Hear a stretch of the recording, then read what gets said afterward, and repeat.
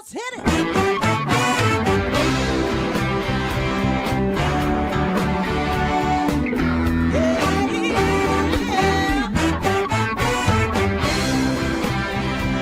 Well, hi, everyone, and welcome to Alzheimer's Speaks Radio. I'm your host, Lori LeBay, and I'm so excited that you're joining us today.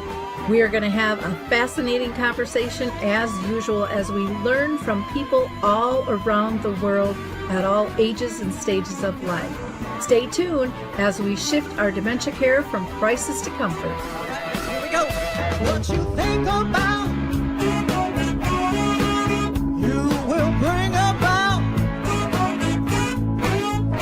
the mental change.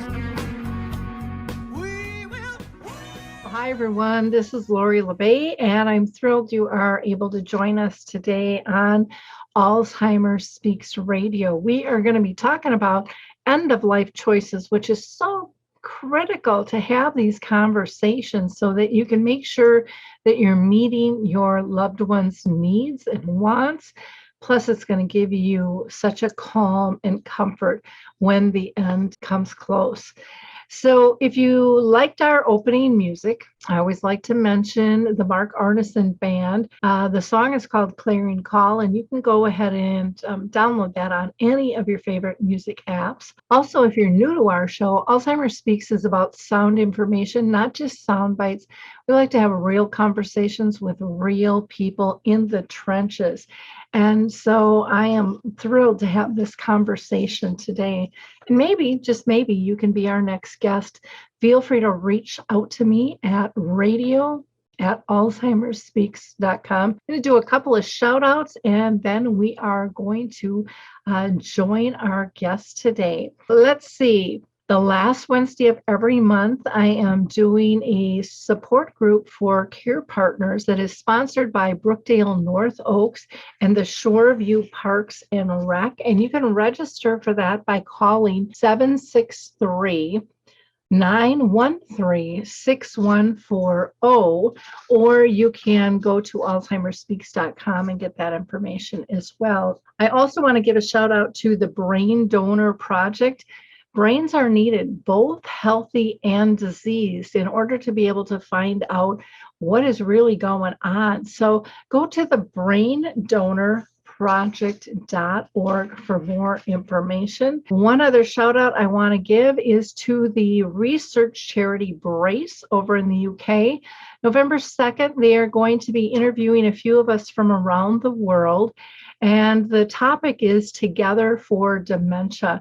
And I would highly recommend that you go. The fee for tickets is extremely reasonable. Now we're going to hear from the footbar walker, and then I'll be back to introduce our guests. Introducing the life-changing footbar walker. I'm Peggy from Danville, Kentucky, and I'm 91 years old. The footbar walker revolutionized my care of George. It absolutely benefits the patient and the caregiver both, and that's the beauty of it. It's so easy to use. It folds up just like a dream. I got it in and out of the car without any effort at all. The saving that I made from having to put him in a nursing home came to about $192,000. Does someone you love use a walker? Do they struggle to get up from a seated position? Are you a caregiver dealing with physical pain and stress as you help your patient? The footbar walker was designed to assist not only the patient, but also the caregiver. Patients have more control standing up, and no lifting from the caregiver is required. See how it works at thefootbarwalker.com. That's thefootbarwalker.com. Peggy, would you recommend the footbar walker? Do I ever? I would not be in the health that I'm in today at this age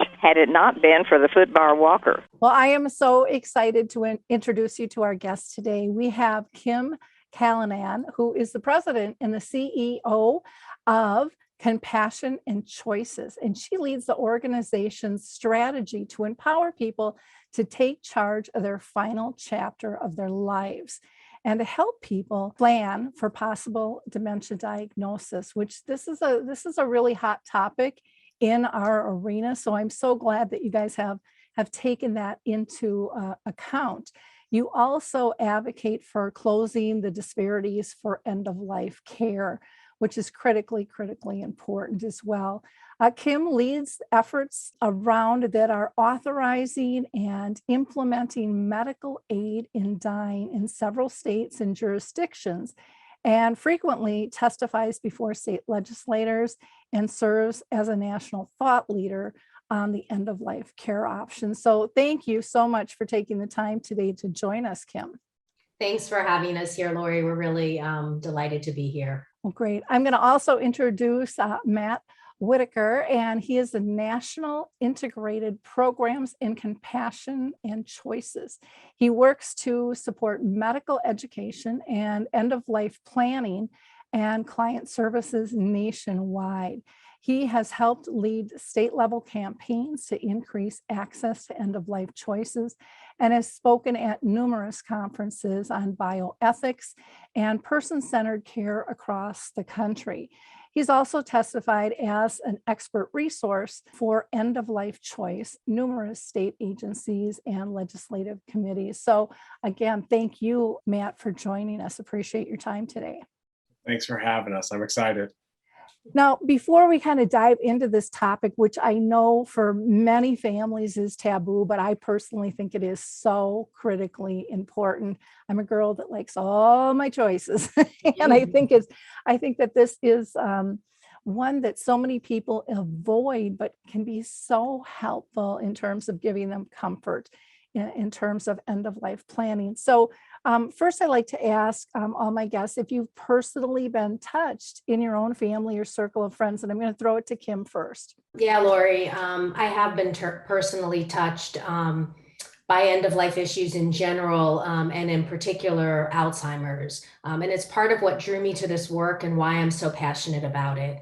My personal experience was with my grandmother.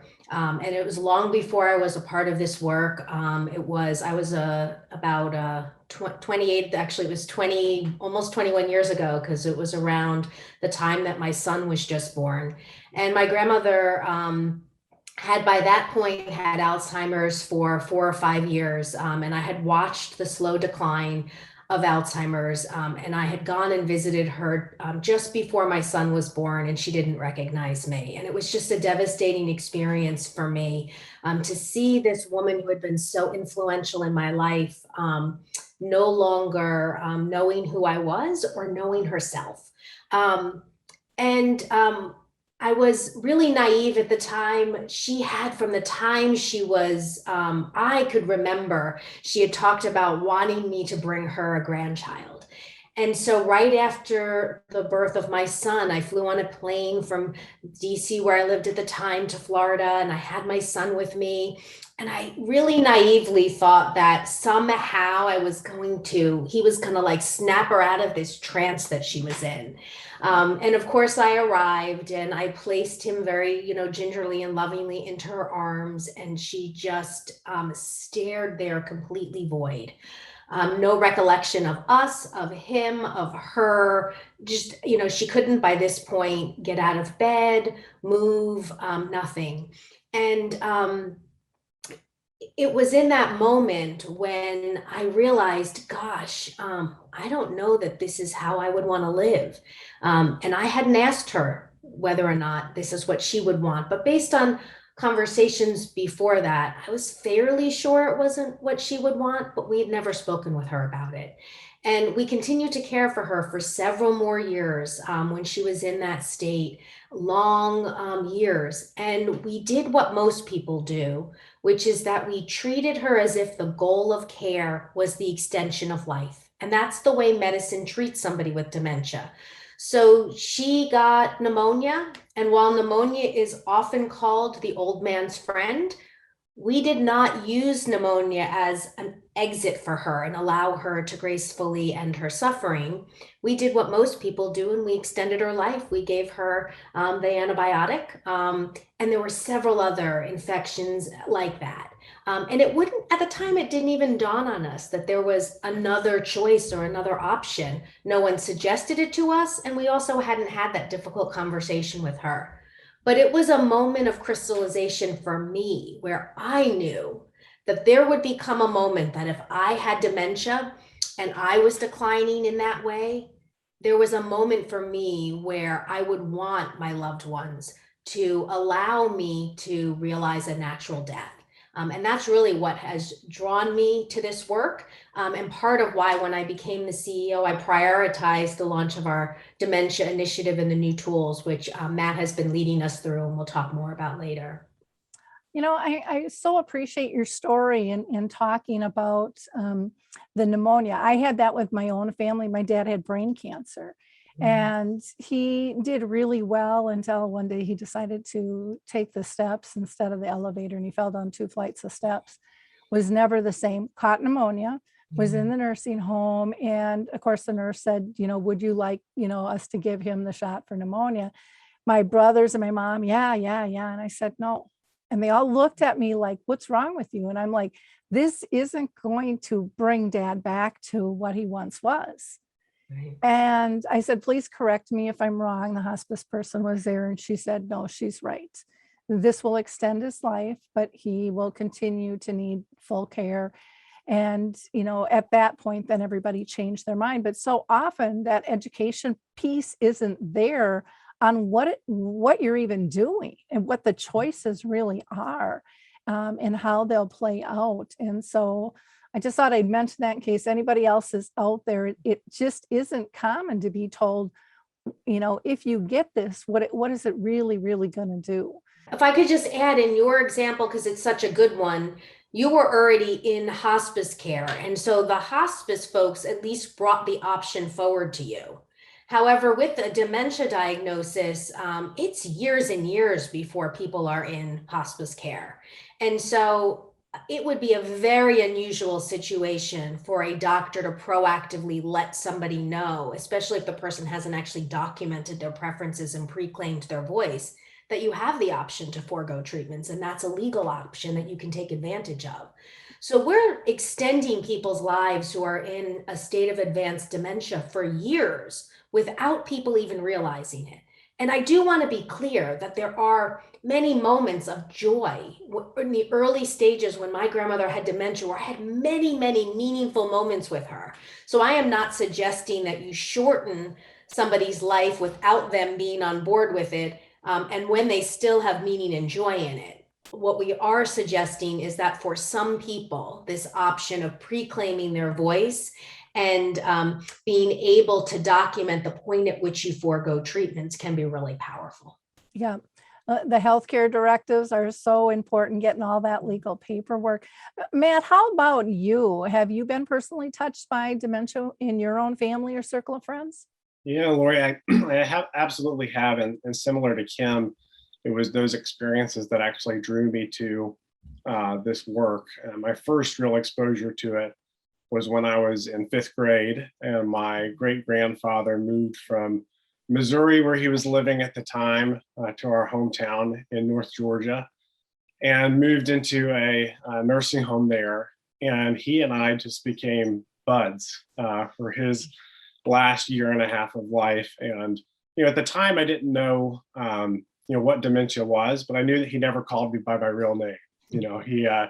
He called me young Benjamin every time that I came in. He'd say, oh, there's smiling young Benjamin coming. And he recognized me, but wasn't sure who I was, that I was just a nice young man that would come and talk to him. And I would sit there and listen to him kind of regale me with the same stories. And he had a roommate who also had dementia who would talk to me about his life as well. And I got to know them and got to become really comfortable in that setting and being around people in that setting. And I was fortunate that I had parents who were in the medical field who had very kind of progressive views on things like orienting people with dementia, where they would say, we're not going to waste our time doing that. We're going to go for the ride with them when they go off on a tangent. I remember my mom saying about a woman who looked like she was picking apples. And I asked her what she was doing. She said, picking apples. And I said, Mom, what do you do when somebody's picking apples that aren't there?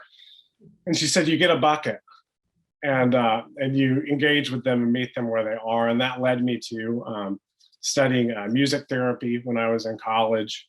And my first job out of college working as a music therapist in a geriatric hospital that had a neuropsychiatry unit for folks who had dementia with agitation, who were unable to be in the settings that they were most familiar with, and who were coming to the hospital to try to figure out how to get the support that they needed. And my job there was doing groups. I'd go in and with my guitar and sit down at the table and see how many people we could gather together, and we would sing and we would reminisce and pull people kind of into a social context. And then I'd step back and see what happens as you set up this scenario, and I loved it. But as I was doing it, I also saw all the ways that we weren't serving those people. And I was, terribly troubled by it. And as a musician, I did what I thought was the best thing to do in those moments. I recorded an album about it, about, how bothered I was about an individual's journey with Alzheimer's that I had witnessed. And I kind of got angry, and then finally discovered that there was advocacy out there where I didn't just have to write songs about this. I didn't just have to get angry about this, but in fact, I could do something to try to change it and try to, as Kim talked about, help people live into those moments of joy as long as they possibly can and avoid those moments of suffering.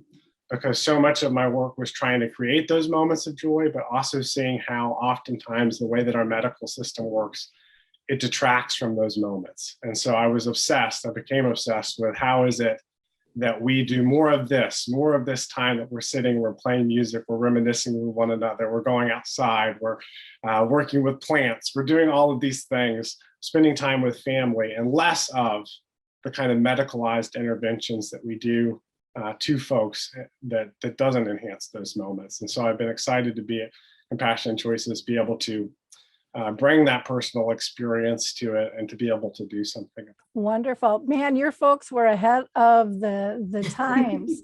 5 years to where you are was a significant time, no matter how old you are, but definitely way ahead of their times, because there are still a lot of medical professionals that don't understand that concept.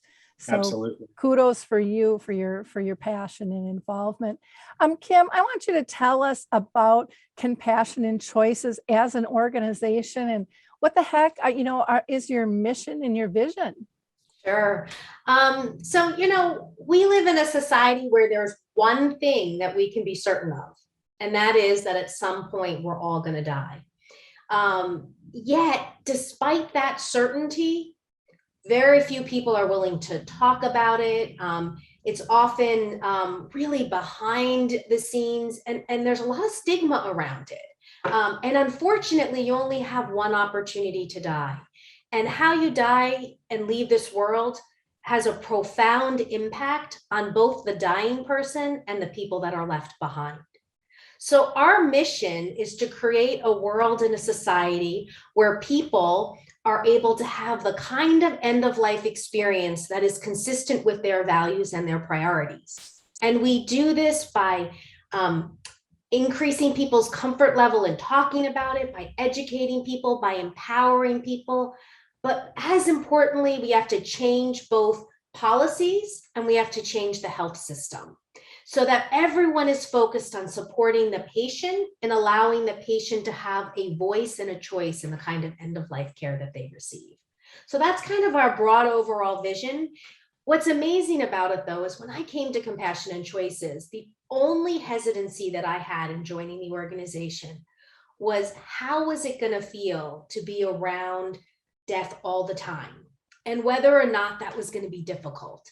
And what's been incredible about it is what I have seen is that when you are in touch with your mortality, that it actually allows you to live your life to the fullest. So when you are around our supporters and our storytellers, and they have clarity about how they want to leave this world, along with that clarity comes a conviction to lead every moment of their life to the fullest.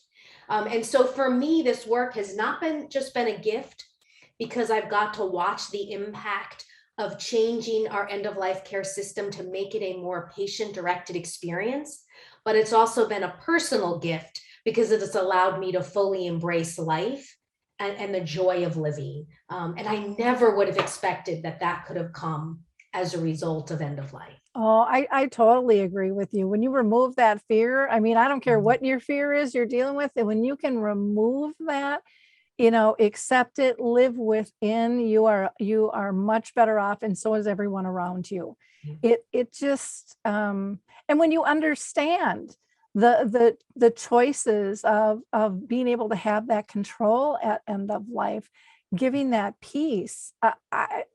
I don't know. I've been through and been with a lot of people on transitions, and seeing families stressed out and stuff. But those that understand these are the wishes of, it just lightens that burden so much, because they're not processing everything at that one last critical moment. They've had time to absorb this, have conversations. People, this is really big stuff we're talking about, that is going to make you, like you said, just live a better life for yourself and for others. And when you think of yourself, think about who have I talked to about my wishes? What do I really want? I know if I went tomorrow, I would be cremated. But let me tell you, I've been working on my daughter for that for years, because she didn't want me burnt. She just didn't want me put to ashes. And, and I joked with her on that let me one time in my life be small. This is important to me, and let me not take up space and, on this planet. But it's been over years of having that conversation where she is finally comfortable. And that makes me feel at peace. And I think it makes her feel much more peaceful now too, because she understands that was really, really critical to me. Kim, today we really want to talk about your dementia program. So tell us a little bit about what led you to even create a dementia program in this space. Sure. So to start with, of course, I had my own personal story that I've already shared. But in addition to that, when I came to Compassion and Choices, and I started to travel across the country, over and over and over again, I would hear stories about people whose loved ones were in a state of dementia. And oftentimes, it was even people who had had conversations with their loved ones, and they knew that that is not what their loved one would have wanted. And people felt really stuck. I think we often live in this world where there's an either or, where people feel like either a person, we're allowed to proactively end this person's life, or we're not. And in our current society, with our current laws, people just felt as if they were optionless. But the reality was they really weren't without options. There's actually a tremendous amount of options for somebody with dementia right now. The ability to forego treatments, by and large, man created the problem of dementia by being so successful in our medical care that we've extended all other parts of the body, and we haven't quite figured out how to extend the mind. And so people are living until their 80s and their 90s, and most are ending up, or a good majority of people are ending up with some form of dementia. But it's a man-made problem. And as a man-made problem, we can also solve that problem by just simply foregoing treatments. A lot of people have pneumonia or some other condition. They're on kidney dialysis. They have a heart disease. They have cancer. And so there's so many options for us to allow a person to choose a natural death over a prolonged medicalized life, if people were just aware of that. And so when I I started out as the chief program officer, and I moved into the role of the CEO, I really wanted to see us lift this idea up that you do have options right now for somebody with dementia. And dementia is not the kind of disease where it's a switch where all of a sudden you go from, I would want to live this way to I wouldn't want to live this way. It's a slow decline. And so having an option to end your suffering using a similar slow way where you're avoiding prolonging your life through medicalization is actually a really appropriate solution that we're not taking advantage of. And so that's sort of where the idea came about. Well, I shouldn't take credit for the whole idea. I mean, lots of people were part of coming up with the idea, but that sort of led the organization to prioritizing the dementia work that we were doing. And it's been incredible to see the kind of progress that we've made. Now, I'll let Matt really talk more about this, because this has been a labor of love for him. Before I go to you, Matt, one of the comments I just want to make, to our families out there is this is a huge topic for people diagnosed. Many of them have not talked to you about it because they are not comfortable in what your response is going to be. Many tell me they're stashing pills away to be able to take their life because they don't want to live in a incapacitated ability or stage, whatever that is. And their biggest fear is they won't know where those pills are when the time comes. So if you think for 1 second this isn't going through people's minds, it is. And you are much better off having this as a conversation as a family and being able to do this in a legal format and something that will be safe for all and respectful. So I just wanted to throw that out. Matt, why don't you tell us about the Dementia Values and Priorities tools and your, for advanced care planning. I'm really excited to learn more about this.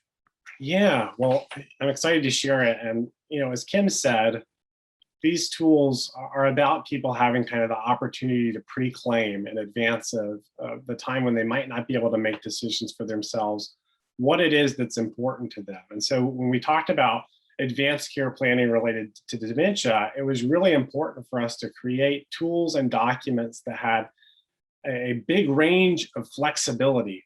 Because if you've met one person with dementia, you've met one person with dementia. So anytime you hear kind of a one-size-fits-all solution to problems, you should maybe be a little skeptical of that. And so what we sought to do is to create a tool that really captures what it is that's important to a person.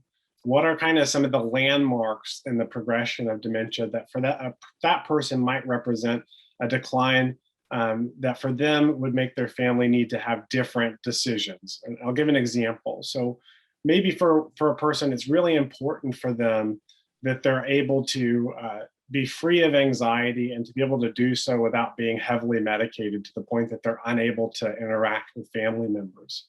And if they get to a point where that's necessary, for them, that represents a significant decline in quality of life. That represents their life kind of taking a turn towards things that aren't valuable or important to them. For another person, that might not represent the same thing. And so we wanted to create a tool that kind of had flexibility to do that. So our values and priorities tool walks a person through 15 kind of standard markers that show kind of the progression of dementia. And for each one, it gives a person several different options for what their care preference would be. And they're kind of standard advanced care planning preferences. At one side, you have the ability to have all medical treatment. So, no matter what happens, I want to make sure you are treating all of those pieces. Kind of one tier down from that, you have the option to withhold life savings treatments, meaning if I were to get in some type of accident and need CPR or defibrillation or to be intubated, I want to decline those pieces at that point. I want to be a do not resuscitate. A little further down, you have the option to be that, and also to make sure that you're not treating any other illnesses that come up that could prolong your life. So Kim was talking about pneumonia. This could be urinary tract infections. This could be certain forms of skin breakdown. This could be congestive heart failure. This could be renal failure, all of those different pieces. And then finally, we also have an option for people to decline all of those pieces and also to look at the issue of hydration and nutrition and spoon feeding and what it looks like at that point for people who are being offered food and water, even if they're not interested in it, and making sure that their family knows that at that point they would like to decline those pieces, as those are medical care as well. And so, each of those kind of options becomes available for a person to write and to mark. You go through the tool, mark those pieces, and at the end, you're given an addendum to your advanced care directive that's specific to dementia. You also have the option to add combinations of those things, to add your own piece. There's a lot of folks who, for example, I get to see what the responses are on the back end, add things like, I can no longer spend time outdoors. And for them, that might represent a decline in quality of life, and they would want their care preference to change. Or I'm not kind when I'm around children. That's a piece that's a big fear for people. Maybe they had a relative who was agitated when they saw them when they were a child, and they want to make sure that they don't have a similar experience with their grandchildren or great-grandchildren. And so we allow people to document all those pieces, not only because it's important for them to have those options and to have the ability, as Kim said, to kind of pre-claim what point is their line in the sand, but also because it represents that at that point, we should really shift our focus from this person being, again, on that model, that do everything medicalized model, to, okay, now we're going to spend as much time as possible making sure that this person has the best days possible. Because if we think about quality of life, we think about kind of best practices when it comes to caring for folks who are in the advanced stages of dementia. Having them go in and out of the emergency room for pneumonia is not contributing to quality of life. You know, having them have to go to kidney dialysis every day and see a new cast of strangers and then go back to the place where they live is not oftentimes enhancing quality of life for that person, but ensuring that they're able to be around people that they love, familiar people, familiar music, smells, things, foods. Those are the types of things that we want to make sure that people feel like they can document ahead of time, that they're able to kind of be a part of. And so again, our tool kind of gives people the opportunity to put that on paper and to guide their family and their decision makers in the future. If I could just add, Lori, to something that Sure. Matt said, that when this produces that customized care plan, it really is a gift to the loved ones. Because part of what we see with dementia is people really struggling with all kinds of decisions that you have to make about what kind of care you provide to somebody. And if you don't have a clear roadmap on what your loved one would want, it is agonizing to be put in that position. So if you don't want to do it for yourself, if you're like, oh, it doesn't really matter to me, or think about it as a gift for your loved one, and as really that roadmap for them to help them make those very difficult decisions that they're going to have to make should you end up in a state of dementia. And a roadmap of how to love you. Lori, you talked about the conversations with your daughter about your funeral plans and things like that. And, those are tough conversations. And so often we kind of remove them from the emotions tied to them, right? Because we're thinking about logistics. Am I going to take this person to the hospital or not? Are we going to prescribe medication for this or not? Is this person going to be cremated or not? Are they going to have a visitation at their funeral? All of these different things we think of in kind of clerical terms. But in fact, when it comes to bear that you're in that scenario and you're making those decisions, it's really, this is how you can show love to me in this scenario that you've never been in before, and that there's really not a dry run for. And when you get there, it's so hard when you can't talk to your loved one, or you can't cook for your loved one, or you can't speak to them in the same way that you did before. So, I often say for folks who are having trouble even having the conversation with their family about it, I say, tell them that this is how you can show love to me in this moment. And this is my guide for you on how to do that. And if you do these things, you can feel confident that I'm proud of you, that I'm satisfied with that you're doing enough. Because again, those scenarios are the scenarios where we're oftentimes, again, in this really unfamiliar territory, and where guilt comes into the picture and where doubt comes into the picture. And it's such a gift to be able to provide that guide. This is such a fabulous tool. And I loved when you started out with talking about, when you've met one person with dementia, you've met one. And I would say, if you're talking with someone who doesn't know that, run, because this is such a critical piece. And not only is it just the person with dementia, but it's every care partner as well. It's every family member, and everyone is going to cope with this differently. I look at where we are in the world and in life, and I think, how can we not have these conversations about quality of life? I mean, that is just such a critical aspect that everybody wants, and yet no one's talking about it. And to me, it's just absolutely asinine that we've wrapped it in fear when it's absolutely a beautiful thing and a gift to everybody, in the end, to be able to have these conversations. And I think when you're doing this with your loved one, it also is something easily family members can be doing for themselves. I mean, and that might take some of the scary out of all of this too. It's like, gosh, I haven't thought about this either. We all really need to be able to to have this conversation. And so this is a learning tool, I think, for everyone to understand better what is important in our world. In terms of, there's other tools that are out there. What do you think really makes yours different compared to the traditional advanced care planning tools, Matt? Well, I think that the fact that it's so customizable to me is the thing that really separates it from all those other tools, and that it really uses a values-based approach.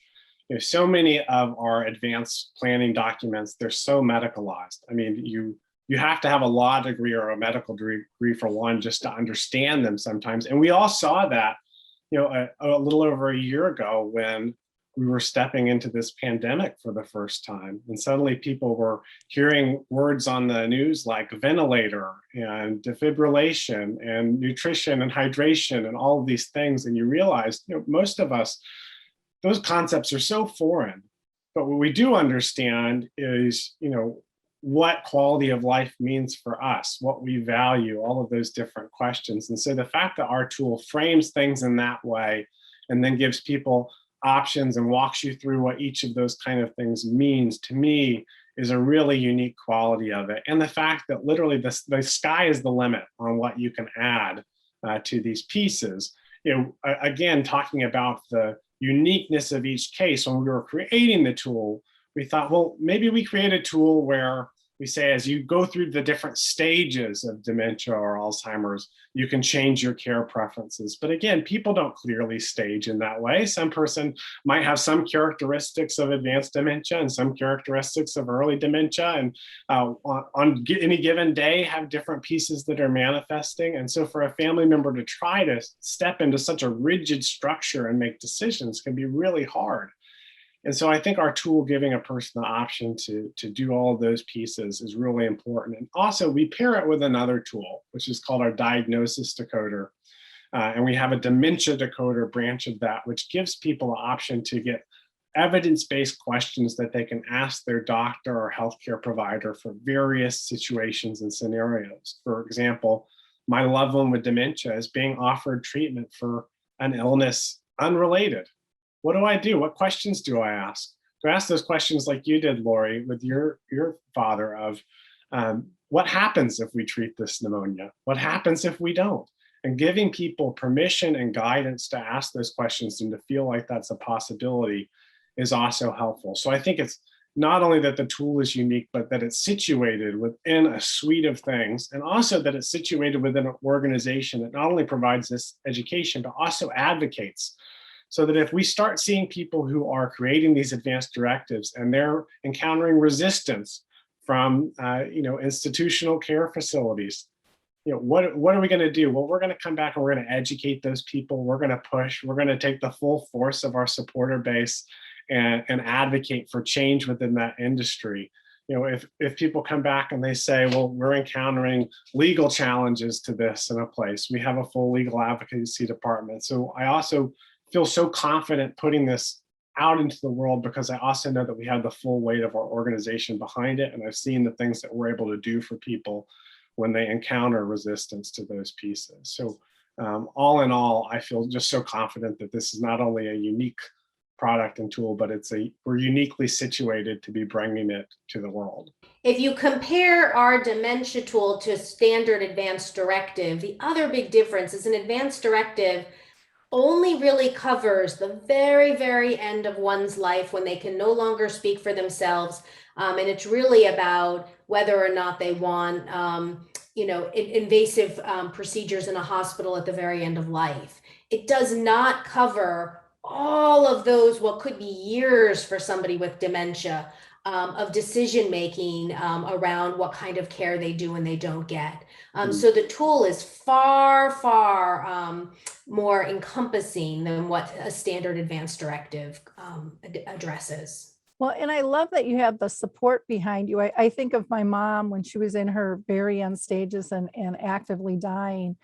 And, she said she didn't want, any supportive things. And all of a sudden I hear the night nurse had her on oxygen. She gave her Tylenol by suppository. I mean, those are things my mom would have not wanted. And, the nurse said, "This is how I was trained." And I said, "I don't care how you were trained. This is my mom's wishes." And then I went to the head nurse and I said, "You've got a rogue nurse that needs to understand what is going on here, because I'm not going to tolerate this." And, they apologized profusely, but as family members, you do sometimes need to stand up and be able to hear. And even like with my dad, with the pneumonia, the hospice was wonderful, but the way, and this was back in '01 when he passed away, but the way they approached it to the family was, well, we can give him, a shot for pneumonia, and that'll take care of that. And that was it. There wasn't any education in terms of the other until I brought that point up.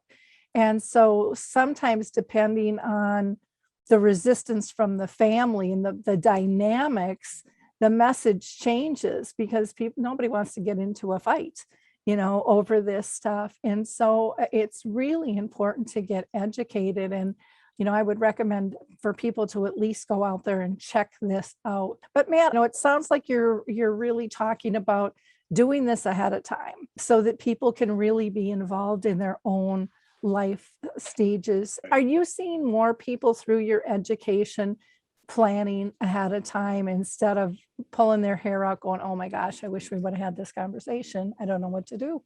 We absolutely are seeing more people do it. I think a little bit of that is a consequence of the fact that this hasn't gone well for us as a society for a bit.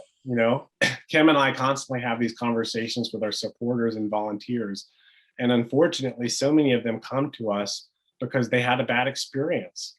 They had a loved one that they had to advocate so actively for, and where they really had to fight. And they suddenly said, this isn't working. And so they came to us to figure out how it is that they could work to change the system.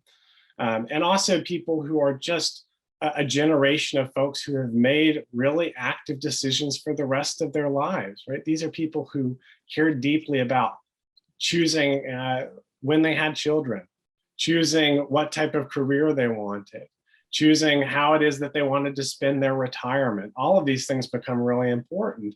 And then as they're looking to the future and looking to the end of life, they want to make sure that they're approaching it with the same level of intentionality. To not do so would be completely inconsistent with who they are as people. So we're seeing more and more people do it. But our education efforts, I think, are really crucial in kind of allowing people to do that more regularly and giving people permission to do so. You talked about this scenario where you had to really advocate. I think for so many people, they don't know that that's a possibility, or maybe the way that they were taught to approach the medical community is with such fear and reverence that in those scenarios, they don't even know that they're allowed to ask what the other options might be, or to advocate for their loved one, or whatever it might be. And I think that we are seeing kind of a shift as people are recognizing the power that they hold when it comes to their power as caregivers, their power as patients, as consumers of healthcare. And we talk all the time about the power of the patient's voice. We exercise our power in so many different aspects of life, and choosing where it is that we shop, and how it is that we buy things, what communities we want to live in, how we want our tax dollars spent, what type of groceries we get, whether we get a big guzzling car. I mean, all these different things are ways that people are showing what they care about through the value of how it is they make decisions. But medical care continues to be this kind of mystery to us, where we don't feel like it's the same thing. We kind of just accept what comes, hop on that conveyor belt and go. But in fact, we have far more power than we think we do. And we have the power to advocate for ourselves and for our loved ones. So a lot of our education is about letting people know, this isn't just patient-centered care. You're not just at the middle of this. This is patient-directed care. You can direct what happens to you. You're in charge. And all of these people that are involved in this, really, they work for you, because you're the one that this is happening to, and you're the one who's making these decisions. So doing these tools gives people an opportunity to go through that mental exercise of doing it, and also to really empower those people that are around them with it. So we're absolutely seeing an uptick. We want people to continue to utilize these tools. I often say that this is our first best dip of our big toe into the pool of what it means to engage with care around dementia. And that, Kim and I talk a lot about what's next, right? This is a way that people are going to interact with this. It's going to change the way that care is delivered. And then we get to that next reality and what's next on the horizon after that. So we're, I think, excited to be on for that ride. Yeah, there's so much going on. It makes me think too, when my dad, and this was a brain cancer thing, he ended up in the hospital, and all of a sudden he was just failing. I mean, within 2 hours, I mean, he was from being totally cognitive and fine, though in a little bit of pain, to just fading away. And, I told the nurse I wanted a second opinion, and I said, something is wrong. And she's like, no. I said, he needs a CT, or an MRI, now, something's going on. And she was, no. And I'm like, okay, we're going down to, your patient advocate. And, in the hospitals, a lot of people don't even know that exists. And she came up and she's like, nope, we're going to have another doctor look over these orders. And here, the prior doctor mistakenly took him cold turkey off a drug where his, and it was one to reduce the pressure in his brain. And the doctor said it would have killed him, and so knowing to be able to stand up. But again, I knew my dad's wishes at that point, and that, that was something he would have wanted at that time. So, these conversations are so absolutely critical, for people to be able to have. Matt, how do you account for the notion that a person could change their mind? Because, you can go through this whole thing and be a one mindset and go, yep, I'm good with that. And then later on go, oh, I didn't quite understand it in that fashion, or I didn't know that this was included in the verbiage that I used. What happens if somebody changes their mind? Well, the amazing thing about advanced care planning documents is that, as the person is capable of changing their mind and documenting those things, you can change these pieces at any time. They often say that, every decade you should revisit these things, every diagnosis you should revisit these things, every divorce you should revisit these things. Anytime those things happen, you should revisit these documents. But also, again, I think that's why our documents have so much flexibility and why they're really values-based and based around what quality of life looks like for a person, so that even if that person isn't contemporaneously able to be involved in the decision-making, their family, looking at that, seeing what is that's important to them, can say, you know what, it looks like maybe we've kind of passed this line in the sand, but there are still a lot of good days happening. And we know from our conversations that mom or dad or spouse or whoever it might be, they were in this scenario, they would want us to continue down XYZ route. And the way that advanced care planning documents work is they're not so harshly binding that as soon as you write something down, that's it. And I think that perception that people have sometimes puts us in a paralysis of not wanting to write anything down, because what if, And so much of what we do is about not only creating the documents, but pairing them with really deep conversations with the people that are going to be making these decisions on your behalf. And if you've done that work and you've made it clear to them, again, what quality of life looks for you, how this is a rough roadmap for them to be able to make these decisions on, as Kim talked about, that slow decline that's happening. And it's not that overnight something happens and all of a sudden this person is gone because we've made this decision, but in fact is about how it is that we approach all of the different medical decisions that are taking place around them. Then it can really account for that change that happens. And look, I saw it all the time when I cared for people with dementia, where people would say, mom was really scared about X, Y, or Z change, but I see her out there and she's singing with you and she's talking and she's reminiscing, and it seems like her days are really good and she's recognizing me in those moments and we're having these really good moments of clarity. And you go, yeah. And then you also see 6 months, 8 months later when they go, something's changed. We're not having those good days anymore, and things are different. And now we need to approach all these decisions from a different standpoint, from a different vantage point. And so Yeah, you're absolutely right. People change their minds, things can change. And that's really the beauty of these documents, is that they can change too, and that flexibility can be built in. And if I can just underscore something that Matt has pointed out, which actually really came through in your stories that you were sharing, Lori, is the importance of the person that you select as your healthcare proxy. It is so important that you have those conversations about what your values and priorities are with that person. And it's also important that you select somebody who's going to follow your wishes, but also is strong enough that they're going to be willing to stand up against potential pressure from the medical system or others to do something that's different from what you would want.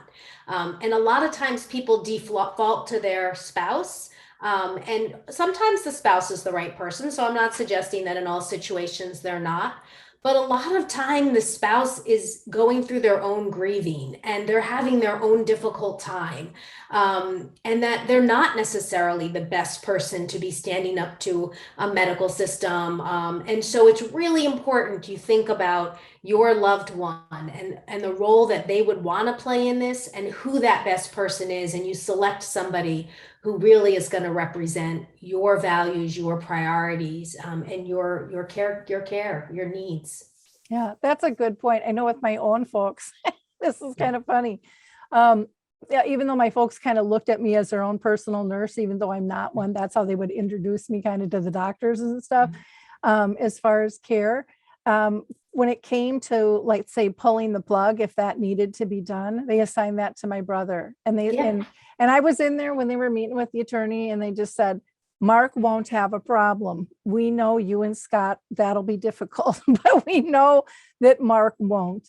And I personally don't think that I would have, if I would have known that that was their wishes, but I think they also wanted to include him in the process as well. And so there's all different reasons and ways to do this. And there is no right or wrong. Every family is different. But again, having this conversation, knowing that you can change this, just like you should review your wills and everything else in your life and make sure that they're up to snuff in terms of what you want. But, these are just conversations that are so uncomfortable for still so many people.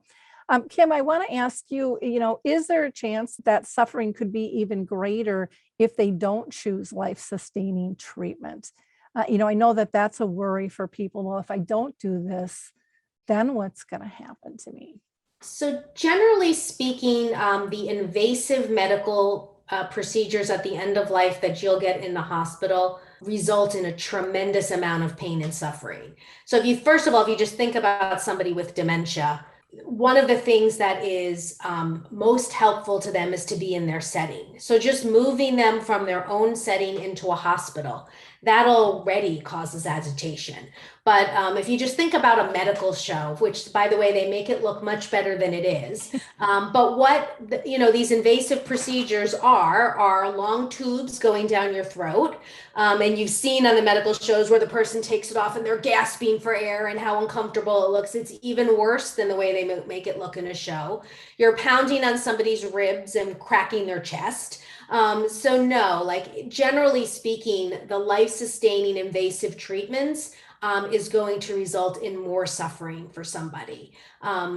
You can choose to get care. So we talk about foregoing treatments. We're talking about foregoing life-extending treatments, but we're not talking about foregoing pain management. So somebody may want to be on oxygen because it brings them comfort, versus trying to save their life on a ventilator. So that's important to work with your doctor on. There, you will get treatment even if you are foregoing life-sustaining treatment, and that treatment will likely include pain medication and other things that will make the person comfortable. And the good news is that our palliative care has gotten so good. So you really, if you have a strong palliative care team in place that's focused on the symptoms and taking care of the symptoms, for many people, you can have a very peaceful and compassionate compassionate end without a lot of suffering. Now, that does not mean that there are not diseases where, unfortunately, even the best palliative care won't mean that there's no suffering. But we do have very good, in many places, palliative care. I would agree. I mean, even simple things like, when someone can't swallow pills, getting them in a liquid format, I'm thinking, why does someone have to be on palliative care to get that? Why isn't this being, prescribed by their doctor? I mean, I just, a lot of this stuff, I still to this day don't understand. It's kind of backwards that you have to go there. To the point of suffering and discomfort, I just think of, even my mom with dementia, going to an appointment, going, like you said, out of her home, and that anxiousness of what's wrong with me, or you hear of ambulance rides. Those things are bumpy and hard, and you've got sirens. I mean, you're touching so many of the senses and the scare buttons there. It's not even funny.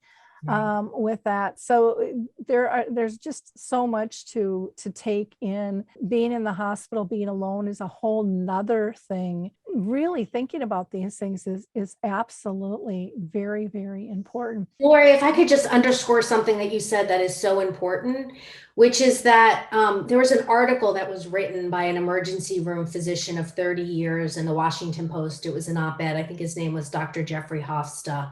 It came out maybe a year and a half ago. And the headline was something like, doctors are torturing patients with dementia for no reason. And he tells the story of a woman who was 80 years old in a state of advanced dementia, who had zero quality of life, and how she got rushed from the nursing home to the hospital, and her family wanted all of the invasive, medical procedures, anything that you can do to keep her alive, and, cracked ribs and the tube down her throat and all kinds of invasive procedures. And then, of course, she dies, a couple of hours later anyway. And his point was, this is a woman who's in a state of advanced dementia, who has no quality of life.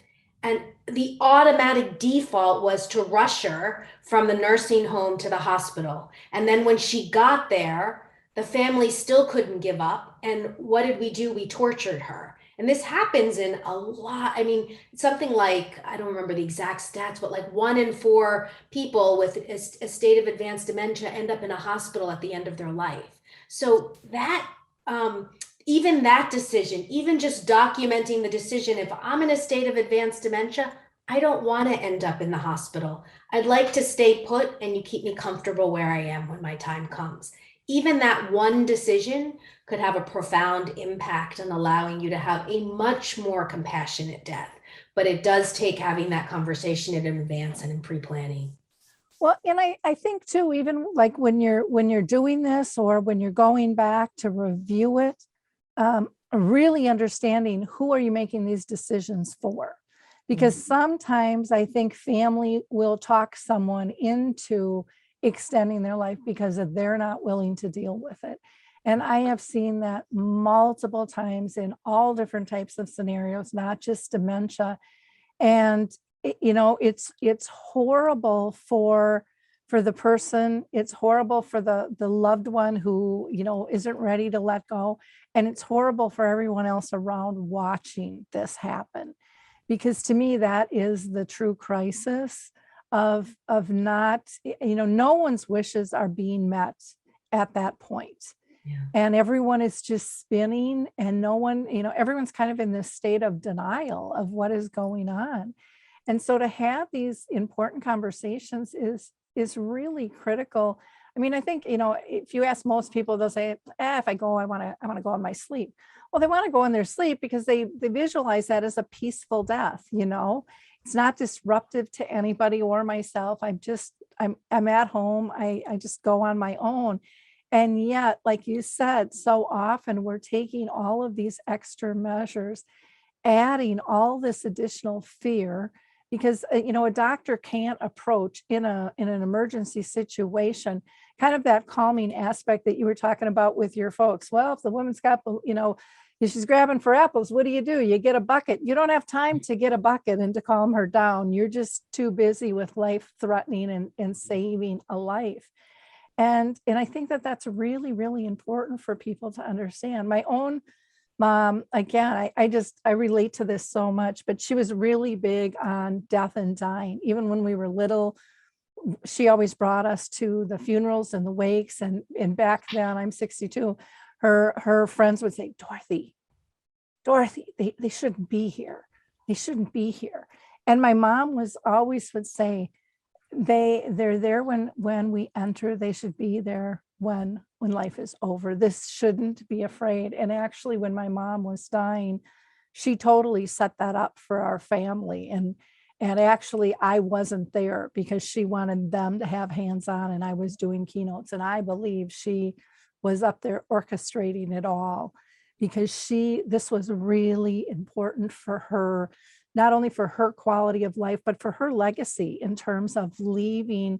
This could be peaceful and helpful and comfortable. As sad as it is, and the grief is going to be normal, there can still be great comfort in knowing this is what somebody wanted, and we honored that.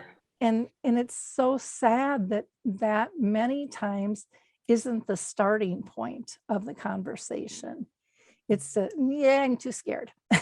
I'll just add to that, we talk a lot about how it's hard to have this difficult conversation and how do you approach it.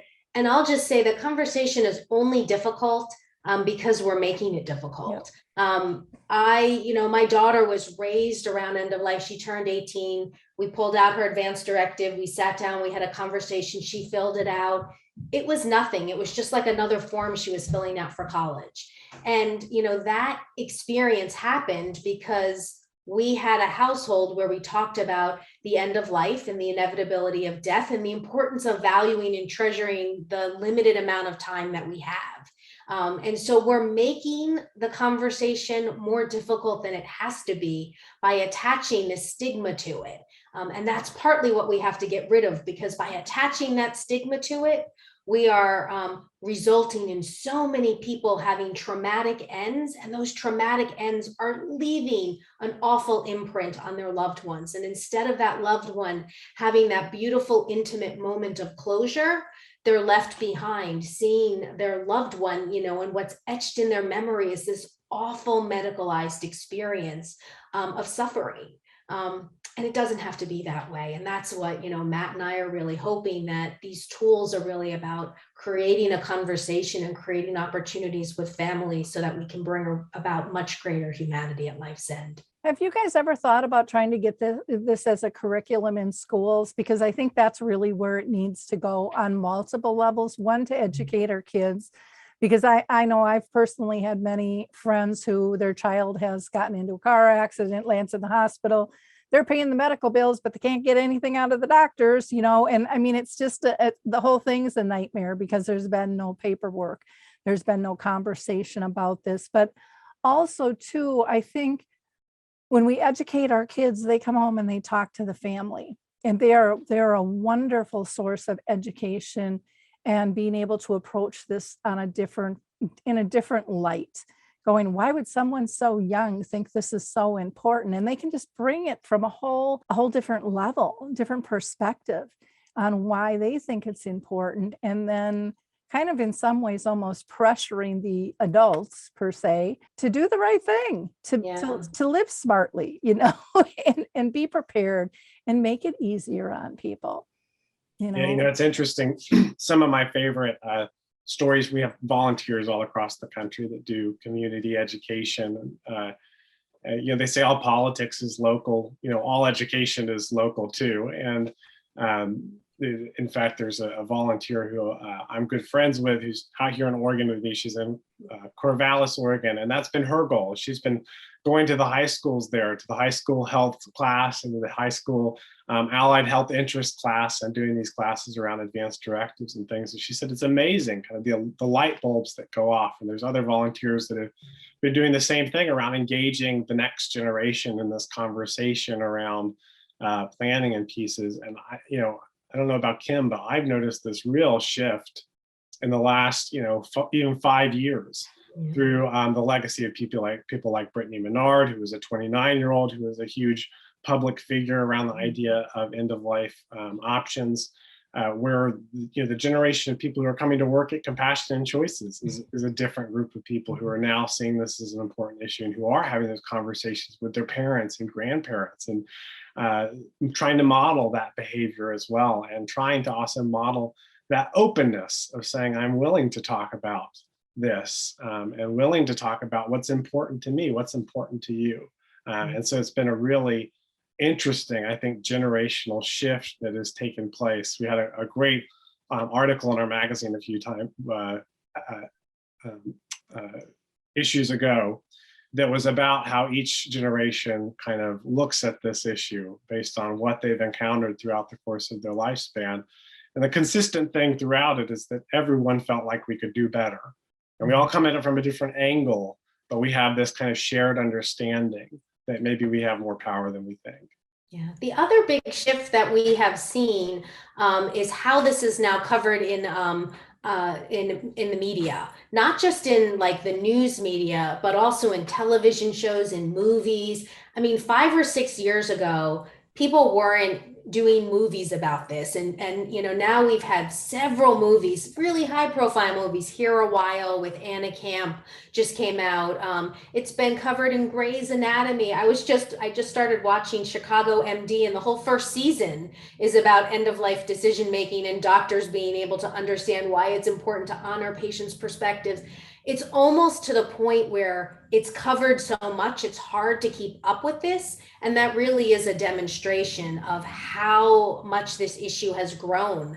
The fact that you've got, so much coverage taking place in popular television. A really exciting thing that's happening is there's even a musical that's been written about end of life choices. We just, Compassion and Choices helped to sponsor it, and the first album is going to come out this fall. But super, super powerful songs that are depicting the end of life, using the power of television and the media to help hopefully create more conversations and awareness about why this is so important. Oh, wonderful. Matt, as far as community pushback, it sounds like people are starting to get on board more, but how about the medical profession themselves, because they take an oath, to kind of keep people alive. And are you seeing the shift there as much as you are in the public? Absolutely. We have kind of medical providers, and then you have the medical community. This is the systems and the hospitals and the insurance and all these different things that are kind of apparatus that things fit into. And the fortunate thing about our work is that most of the time we're talking to the individual providers, be that through large education or through meetings or whatever it might be. And my experience is when you talk to them, you say, we're doing this work to give people permission to ask these questions, to go about this in a proactive way. I actually see people's kind of shoulders relax a little bit, and they're kind of like, thank goodness. Because as Kim talked about in that article in the Washington Post, most of these medical providers, they agree that this is not the reality that we want.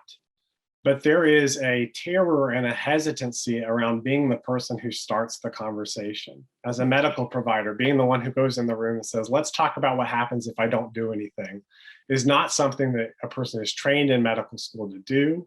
It's not the way that our medical system works. And quite frankly, it's not the way that patients expect their doctors to speak to them. And so much of the way that we talk about our tools, especially in conversations with medical providers, these are communication and trust building aids, where you can go into those settings, bring these issues up, have a real open and honest conversation and dialogue. And the feedback that I've gotten back from those doctors, nurses, social workers, chaplains, counselors, is that is a huge relief for them, that patients are bringing this up and that they're able to, again, help in that decision-making process and not feel like, gosh, I just have to go to the default. I just have to do everything and hope for the best.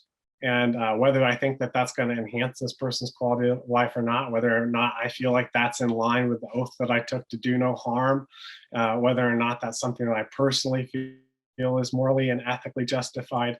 That's just the way the system works. And I'm not going to get sued for doing too much, right? And so it's really a relief, I think, for them. And I personally, anytime we have a new tool that comes out, I try it. I tried it at my doctor's office. And I think my doctor's come to expect it now. Each time he's kind of like, okay, what have you got for me this time? But I can say those first conversations, it was a little uncomfortable because he wasn't used to someone raising these pieces. But I think what came out of it was a much deeper relationship that he and I have, and a much deeper understanding of where it is that we're coming from as individuals, and a little bit of shared vulnerability, which I think we really need in our medical system. So no, we're not really seeing the pushback on those pieces. I think more often than not, we're seeing a lot of gratitude that we're engaging in this. And the other thing to add is that on the systemic level, we're also seeing more involvement in this. So Medicare now is paying for end-of-life conversations. That's not something that when I started at Compassionate Choices was available. So the fact that a person can say, I'd like an appointment to talk to you about my advanced care planning documents, that's revolutionary. And it's revolutionary for the physicians too, because they are pushed so hard that so many appointments, so many 15-minute slots of pop in, pop out, see what we can get to in that time, to be able to say, we're going to schedule a dedicated time to talk about this and nothing else, I think is a huge relief for them. And again, these tools make it easier for people to do that. Yeah. And I would just add, I really do think we are in the midst of a transformation that's taking place. And it's a shift from a paternalistic end-of-life care system to one that is resoundingly more patient-directed. And I like to equate it to the kind of change that we saw in the childbirth movement. If I think back to when my mother had me, she had an entirely medicalized childbirth experience. She had no options or choices. My father was relegated to the waiting room, and she was given pain medication without, any thought or decision behind it. And when I had my son 30 years later, I had an 8-page birth plan that dictated my values and my priorities, and that's what guided his care. And there was actually a moment in the delivery where things were not going as planned. And the nurse midwife and the doctor said, let's try X, because those are her values, and she doesn't want to end up with a C-section if she can avoid it. And as a result, I delivered a healthy child, and they were able to follow my preferences and my values. And so I think we're in the midst of that same kind of cultural revolution that we saw in the childbirth movement, which came as a result of women demanding a different kind of experience. Now you have those baby boomers, and they're sandwiched in between taking care of their own aging parents and contemplating their own mortality. And we are seeing that same kind of revolution taking place at the end of life. And you're seeing the healthcare systems adopting much more supportive patient-directed policies because they have to in order to stay relevant to their patients. I love that. Kim, one question people are probably wondering is, do your tools, are they applicable in all states? So if you print this out and you add this in, will it be upheld? Because I know every state, has their little different twists and turns on that. Yeah. So the tool itself, you can use it anywhere. They're really establishing your values, your priorities, and your care preferences. And with the Dementia Directive, you have the right to reclaim your voice and to forego treatments. As I mentioned, the most important thing is the person that you choose as your healthcare proxy, because regardless of what your rights are, it's all about surrounding yourself with a supportive system and having somebody who will advocate for you. So unfortunately, just because it's your right, it doesn't mean that you're going to immediately find a doctor who is supportive of honoring your rights. It doesn't mean that the doctor's own biases are not going to enter into what they believe that you should do for your loved one. And that's why the more that you can do in advance to align yourself up and establish yourself in a supportive environment, which starts with finding the right healthcare proxy, making sure all of your loved ones know what your preferences are, and also surrounding yourself with a supportive care team. So Matt talked about how he goes to his doctor and he brings that tool. We have this great tool that we created called Finding a Partner Doctor, and it's available on our website. And you take that tool and we give you a list of questions and you have a conversation with your doctor, and you can go ahead and have Medicare pay for it if you have Medicare as a part of an advanced care planning conversation. And you can find yourself a supportive doctor. And if your doctor is not someone who's going to honor your values and priorities, take your business someplace else. And actually, this is exactly what I did when I had my son. I went into the very first doctor and I let her know that I wanted a natural childbirth experience. And she was like, I don't know about all that. And I took my business to a different doctor. And that kind of, that power of the individual person to make choices is what changed the childbirth experience. And that's what will change the end of life care experience. And it's what's happening. So the good news is, as you go out and you advocate for yourself to get yourself the kind of end of life care experience that you want, you're also being a change agent for everyone else that follows you, because the patient as the consumer has an extremely powerful voice, and one advocate can change the way the doctor views end of life. So it's huge, not just for yourself, but it also, you're going to have a ripple effect across society. You're joining a movement of people that are about empowering the patient and creating patient-directed care, whether you realize it or not when you take that step. And something that's so important about what Kim said is that those conversations, taking the time to take your business elsewhere, all of those pieces necessitate you doing this before there's an emergent situation. You know, Kim, you know, if she figured out that the doctor wouldn't honor her birth plan while she was in labor, that's too late, right?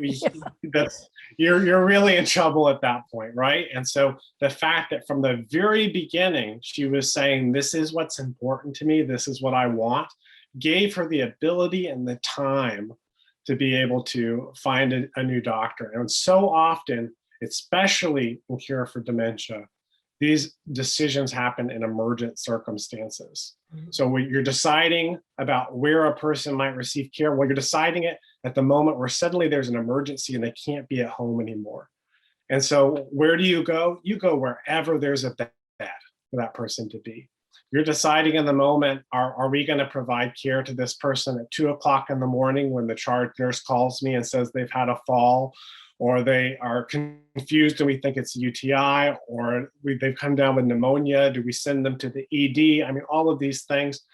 In that moment, there's not time to be able to negotiate all of these pieces. So all of these things happening ahead of time give the person the option to have what they really want. And so if a person is saying like, should I do that? You should.